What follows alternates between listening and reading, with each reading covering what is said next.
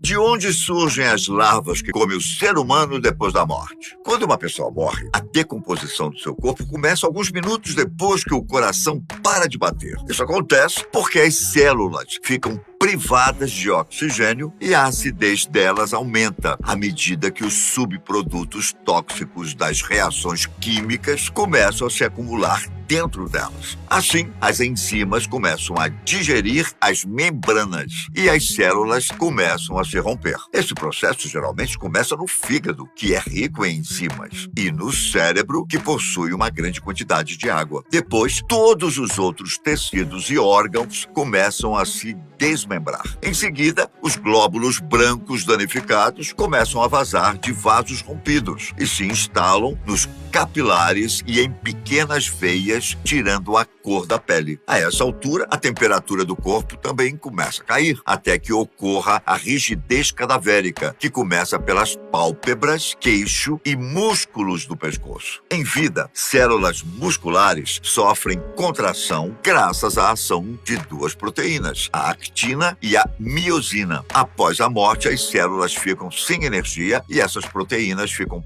paradas no lugar, fazendo com que o músculo fique rígido. Depois que o corpo entra em decomposição, ele começa a eliminar substâncias e vira um centro para micróbios, insetos e detritívoros. As varejeiras são os insetos que estão diretamente conectadas à decomposição. Elas detectam o odor adocicado que o cadáver libera e então botam ovos nos orifícios e nas feridas abertas. Cada mosca é capaz de depositar cerca de 250 ovos que chocam dentro de 24 horas, dando origem às larvas de primeiro nível. Essas larvas se alimentam de carne apodrecendo e se transformam em larvas maiores, que se alimentam por várias horas antes de se transformarem mais uma vez. Após isso, elas se transformam em pupas, para então se tornarem moscas adultas. É esse ciclo que se repete até não existir mais nada do que elas possam se alimentar. Tem outra coisa, a presença dessas moscas no cadáver atrai